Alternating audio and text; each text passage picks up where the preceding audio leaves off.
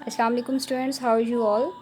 I am your science teacher miss Nida Jamurd. और science का आज हम सेकंड लेक्चर स्टार्ट करेंगे in continuation of previous lecture जिसमें हमने देखा था that all living things are made up of cells. उसके बाद हमने बात की थी unicellular and multi cellular organisms की, जो कि किस पे बेस करता है, नंबर ऑफ सेल्स पे बेस करते हैं। If any living thing is composed of only a single cell then it is known as unicellular organism, and if it is made up of multiple numbers of cells then it is known as multicellular organisms। ठीक है।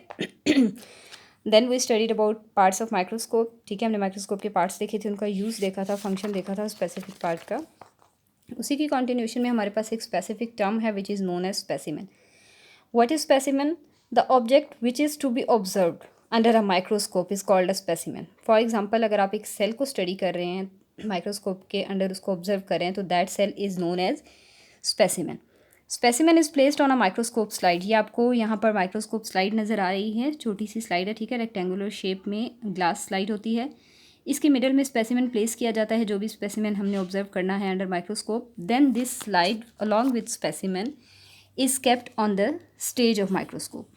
ये मैंने कल आपको बताया था last lecture में that this part of microscope is known as stage, और इस स्टेज के ऊपर रखा जाता है स्लाइड को, देन उसको हम विजुअलाइज करते हैं। ठीक है, under the microscope. Students, before proceeding further, यहाँ पर हम बात करेंगे, एक थ्योरी पेश की गई थी 1839 में। There were two scientist, Schleiden and Schwann. They proposed a theory, that theory is known as cell theory. Cell theory क्या है? सेल थ्योरी के मेन पास्टुलेट्स हैं। क्या मेन पास्टुलेट्स हैं? सबसे पहले सेल थ्योरी हमें क्या बताती है? That all living things are made from one or more cells. You already know this. कल हमने ये अपने लेक्चर में ये बात डिस्कस की थी that all living things are made up of one or more cells. If a living thing is composed of one cell, then it is known as unicellular organism, and if it is composed of multiple numbers of cells, then it is called multicellular organism. Number 2, cells come from pre-existing cells. जो cells हैं एक organism की body के अंदर cells हैं, from where do they come? They come from pre-existing cells. For example, हम ये कह सकते हैं कि एक organism की body में जो cells मौजूद हैं, already मौजूद जो cell होते हैं, they divide again and again and they produce more number of cells। ठीक है, तो जितने ज़्यादा नंबर ऑफ़ सेल्स किसी ऑर्गेनिज्म के अंदर मौजूद होंगे उतना ज़्यादा उसका साइज़ बड़ा होगा। ठीक है। And number 3, cells are the basic unit of life. ये भी हमने कल अपने लेक्चर में डिस्कस किया था that what are cells? Cells are the basic units of life. ठीक है, बेसिक यूनिट्स ऑफ लाइफ का मतलब ये है कि if there is no cell there is no concept of life, because all living things are composed of sales.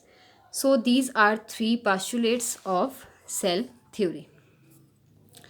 Then एक हम go through कर लेते हैं, ओवरव्यू ले लेते हैं की पॉइंट्स का। जो अभी हमने टॉपिक कवर किया है उसके की पॉइंट्स क्या हैं, उसमें हमने क्या स्टडी किया है, समरी उसकी क्या है, उसको समराइज़ कर लेते हैं।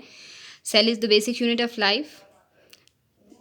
Number second is all living things are made up of at least one cells, you know this.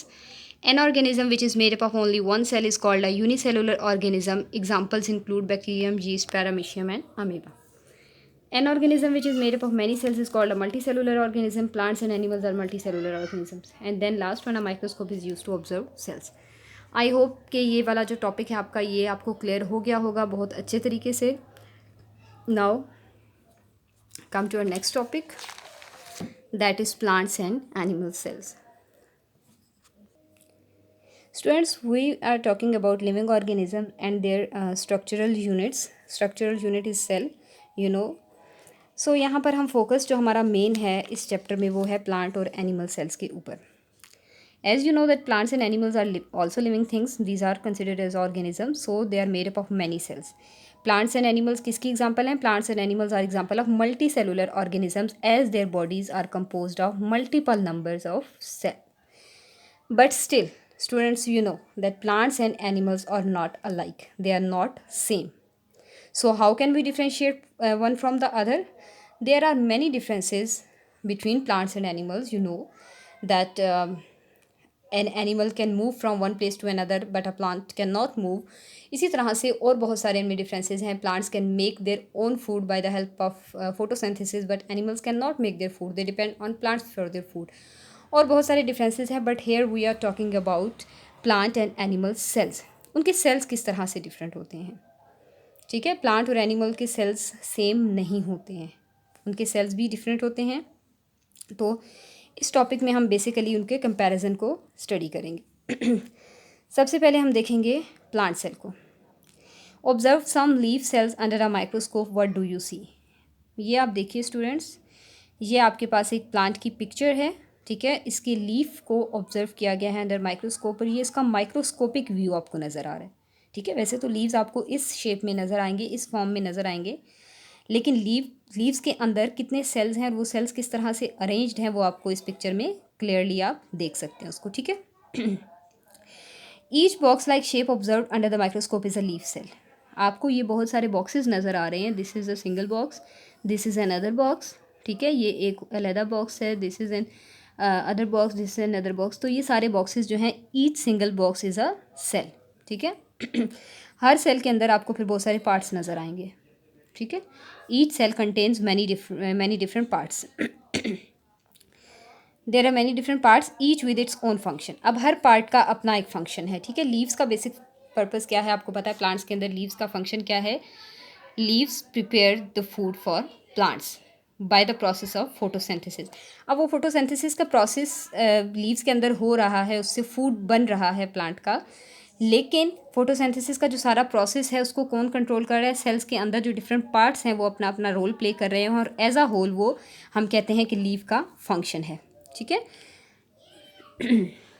A plant is made up of different types of cells. Plant के अंदर एक तरह के सेल्स नहीं होते। There are many types of cells present in plants, however all plants cells share certain similarities and the same basic parts. लेकिन हम ये ज़रूर कह सकते हैं कि एक प्लांट के अंदर जितने सेल्स हैं, although they are different from each other, but they have some similarities there, ठीक है। कुछ उनके पार्ट्स जो होते हैं वो सेम होते हैं, उनके अंदर कुछ सिमिलैरिटीज़ मौजूद होती हैं। The simplified diagram below shows a typical plant cell with some of its cell parts. Students, ये आपको एक माइक्रोस्कोपिक व्यू दिखाया गया है प्लांट सेल का, ठीक है। प्लांट सेल जो होता है that is rectangular in shape, ठीक है। रेक्टेंगल होता है, ये आप देख रहे हैं। इस पिक्चर में आप क्लियरली देख सकते हैं। इसके डिफरेंट पार्ट्स को लेबल किया गया है, ठीक है। सबसे पहले हम आउटर मोस्ट लेयर से स्टार्ट करते हैं। This is outermost layer of a mature plant cell. इस आउटर मोस्ट लेयर को हम क्या कहते हैं, सेल वॉल। एक वॉल की तरह होती है, ठीक है। ऑल अराउंड द सेल ये मौजूद होती है, ठीक है। Then inside this layer, cell wall के अंदर एक और लेयर मौजूद होती है, that is known as cell membrane, ठीक है। ये भी एक लेयर है, प्रोटेक्टिव लेयर है, प्रोटेक्ट करती है और प्लांट सेल्स को शेप प्रोवाइड करती है। Then there is cytoplasm. Cell membrane और सेल वॉल के अंदर एक लिक्विड पोर्शन होता है, पूरे सेल में आप देख सकते हैं ये liquid portion, that liquid portion is known as cytoplasm. फिर ये आपको ग्रीन कलर के पिगमेंट्स नज़र आ रहे हैं, these pigments are known as chloroplast, ठीक है। क्लोरोप्लास्ट का फंक्शन क्या है, क्लोरोप्लास्ट हेल्प करते हैं फोटोसिंथेसिस में। What is photosynthesis? Photosynthesis is the process of making a food. Plant अपना फूड प्रिपेयर करते हैं with the help of photosynthesis. फिर ये आपको एक ये जो सबसे बड़ा पोर्शन नज़र आ रहा है प्लांट सेल के अंदर, that is known as vacuole, ठीक है। वैक्यूल का काम क्या है, वैक्यूल का फंक्शन क्या है? वैक्यूल डिफरेंट मटेरियल्स को स्टोर करता है प्लांट्स के अंदर, ठीक है। And then this one is nucleus. Nucleus क्या है? न्यूक्लियस बेसिकली प्लांट का वो पार्ट है, सेंट्रल पार्ट होता है, बट जब प्लांट सेल मिच्योर हो जाता है तो क्योंकि इसका वैक्यूल साइज़ में इंक्रीज़ हो जाता है, दैट्स वाई न्यूक्लियस साइड पे पुश हो जाता है और ये साइड पर प्रेजेंट होता है। इनिशियल सेल्स में या इमेच्योर सेल्स में ये सेंटर में मौजूद होता है। न्यूक्लियस का काम होता है, न्यूक्लियस के अंदर तमाम जेनेटिक इन्फॉर्मेशन या डीएनए मौजूद होता है जो कि न्यू सेल्स के बनने में हेल्प आउट करता है, ठीक है। These were the some basic parts of plant cell. फिर ये टेबल है, इस टेबल में यही चीज़ एक्सप्लेन की गई है। First of all part of cells and then what is it? Nucleus. Nucleus controls all the activities of the cell including cell repair. अगर सेल में कोई डैमेज हो जाता है तो उसको कौन कंट्रोल करता है? न्यूक्लियस उसको कंट्रोल कर रहा है, ठीक है। Then it contains thread like structures called chromosomes which are made up of DNA, deoxyribonucleic acid and proteins. Genes are parts of chromosome which store information to be passed down from one generation to the next generation. फिर nucleus का first function क्या है कि ये एक तो cell की activities को कंट्रोल करता है including cell repair. Secondly nucleus के अंदर थ्रेड लाइक स्ट्रक्चर होते हैं, उन स्ट्रक्चर्स को हम कहते हैं क्रोमोसोम्स। आप यहाँ पे डायग्राम में क्लियरली देख सकते हैं, ठीक है। क्रोमोसोम्स क्या है? DNA के बने होते हैं, DNA और प्रोटीन्स से मिलकर बने होते हैं। क्रोमोसोम के डिफरेंट पार्ट्स होते हैं, पार्ट्स को हम कहते हैं जीन्स। जीन्स वो पोर्शन होता है न्यूक्लियस के अंदर जिसके ऊपर जेनेटिक इन्फॉर्मेशन स्टोर होती है। कौन सी इन्फॉर्मेशन स्टोर होती है? जेनेटिक इन्फॉर्मेशन, जो कि पास होती है from one generation to the next generation, ठीक है। यानी कि जब एक सेल से दूसरे सेल्स बनते हैं, न्यू सेल्स अराइज होते हैं, तो उनके अंदर जो जो कैरेक्टरिस्टिक्स पेरेंट सेल्स के अंदर मौजूद हैं वही डॉटर सेल्स के अंदर मौजूद होने चाहिए। वो इन्फॉर्मेशन किसके ऊपर होती है? That information is present on the genes. So you can say that nucleus is controlling all the activities of the cell, and nucleus is also responsible for the passing of information from one generation to the next generation.